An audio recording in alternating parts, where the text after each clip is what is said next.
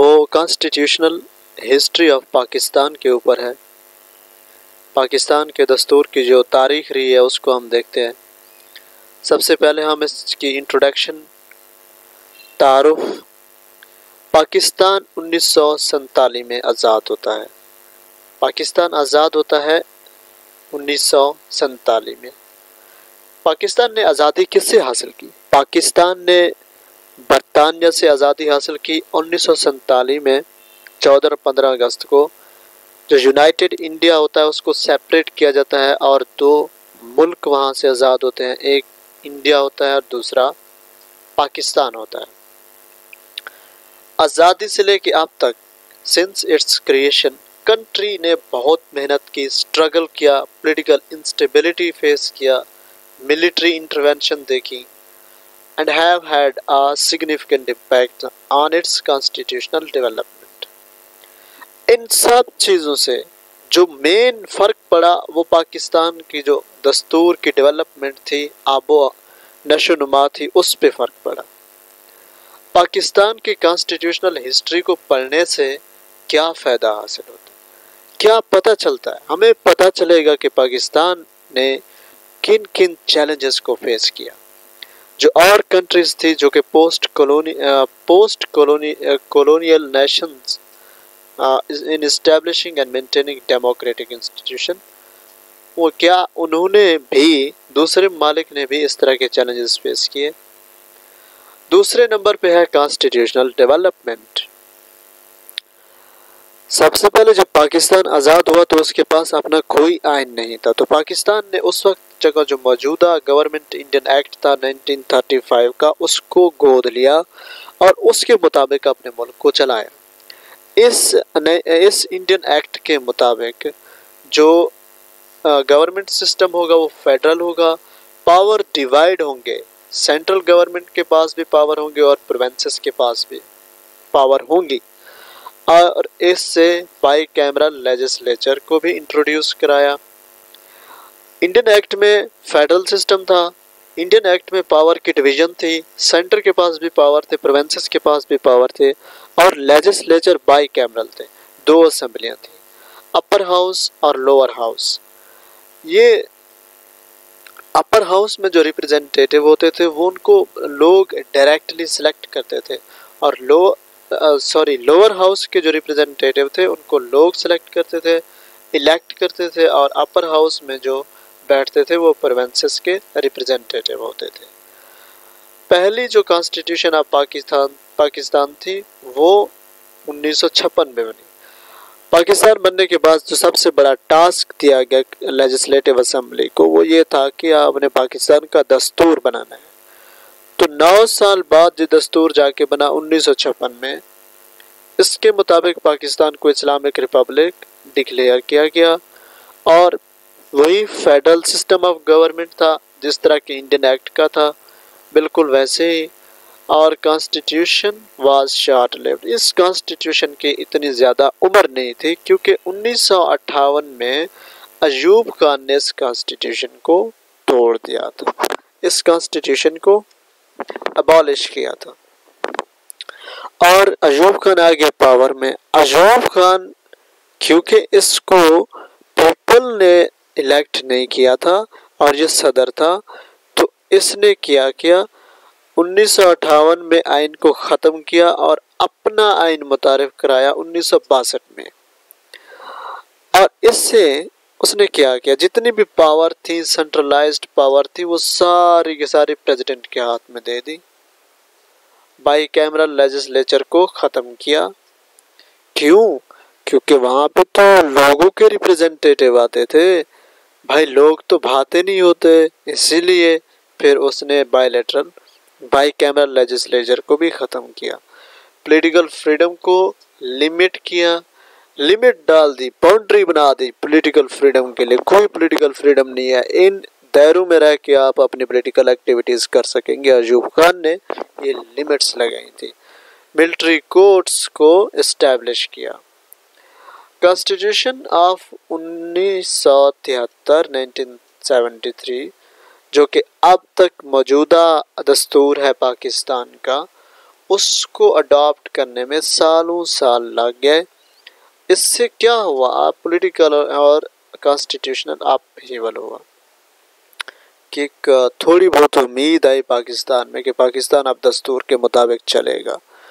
اب دستور کا مطلب یہ ہوتا ہے کہ گورنمنٹ کو چلانے کا کون سا طریقہ ہوتا ہے. بیسک ہیومن رائٹس دینے چاہیے، لوگوں کی بات سنی جانی چاہیے، لوگوں کے ریپریزنٹیٹیو ہونے چاہیے. تو یہ دستور کا سمپل سا شارٹ مطلب ہے. Powers divided between central government. اب 1973 کے دستور نے پاور کو پھر ڈیوائیڈ کر دیا سینٹرل گورنمنٹ اور پروونسز کے درمیان، اور اس نے پارلیمنٹری سسٹم کو متعارف کرایا، پرائم منسٹر اور بائی کیمرل لیجسلیچر. جی 1973 کے آئین میں پھر امید جاگی کہ اب عوام کے ریپریزنٹیٹیو آئیں گے.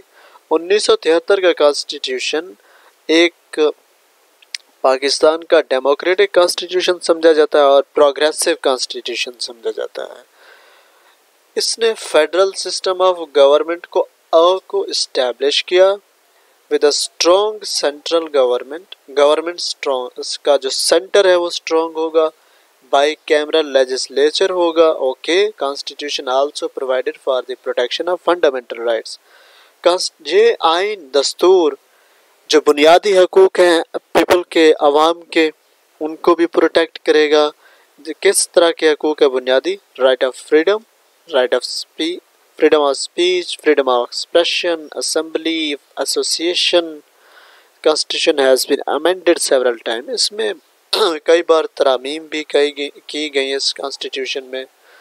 اسپیشلی جو ملٹری ڈکٹیٹر ہے جنرل ضیاء الحق اور جنرل پرویز مشرف، انہوں نے امینڈمنٹ کی، اور ان امینڈمنٹ کی وجہ سے پاور سیپریشن جو تھی اس میں تبدیلیاں لے کے فنڈامنٹل رائٹس کے پروٹیکشن کو سائڈ پہ کیا، اور جتنی بھی پاور تھی نا اس کو پھر صدر کے ہاتھ میں دے دیا.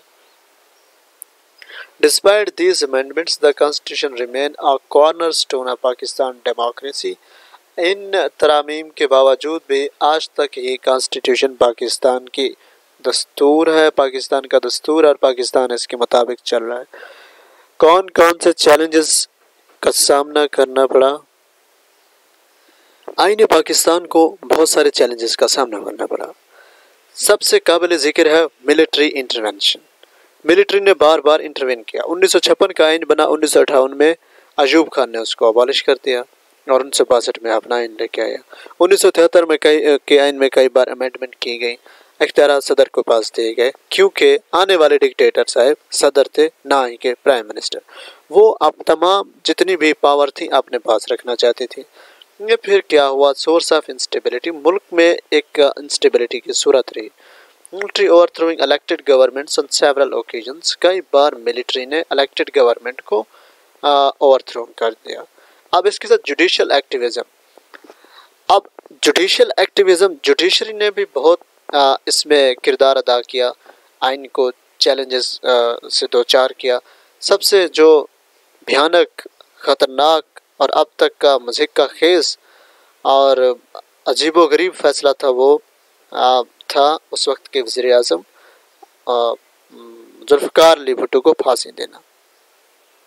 یہ بھی ایک چیلنج رہا. ایتھنک اور سیکٹیرین کنفلکٹ تھی، یہ بھی چیلنج کے طور پہ، یہ کنفلکٹ ایک چیلنج رہی، کیونکہ ان کنفلکٹ کی وجہ سے ملٹری کو موقع ملتا، وہ مارشل لا لگا دیتے، تو پھر اس سے سیدھا جا کے حملہ ہوتا تھا آئین کے اوپر.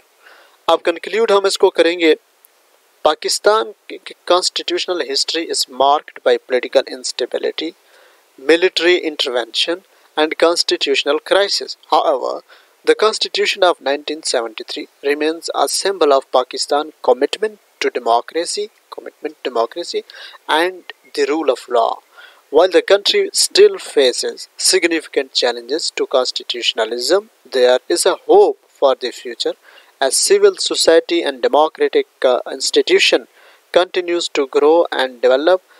The lessons learned from the Pakistan constitutional history can also provide insights for the other post-colonial nations struggling to establish and maintain democratic institution. مختصر بات کروں گا कंक्लूजन में कि पाकिस्तान के जो दस्तूर था, पाकिस्तान का आईने पाकिस्तान को बहुत सारे चैलेंजेस का सामना करना पड़ा। मिलिट्री इंटरवेंशन, पॉलिटिकल इंस्टेबिलिटी, जो सेक्टेरियन कन्फ्लिक्ट्स थी, ये काबिल ज़िक्र हैं। अब सेक्टेरियन कन्फ्लिक्ट आप क्वेश्चन कर सकते हैं कि सेक्टेरियन कन्फ्लिक्ट किस तरह इन्होंने चैलेंज किया इनको। जैसे ही ये कन्फ्लिक्ट होती थी तो मिलिट्री इंटरवेन करती थी, मिलिट्री मार्शल लॉ लगाती थी, एमरजेंसी लगाती थी, फिर वहाँ के जो डेमोक्रेटिक गवर्नमेंट थी उसको साइड पे करके डिक्टेटरशिप को लाते थे। फिर और सबसे पहला जो हमला था वो दस्तूर के ऊपर होता था और दस्तूर फेस करता था इस चीज़ को।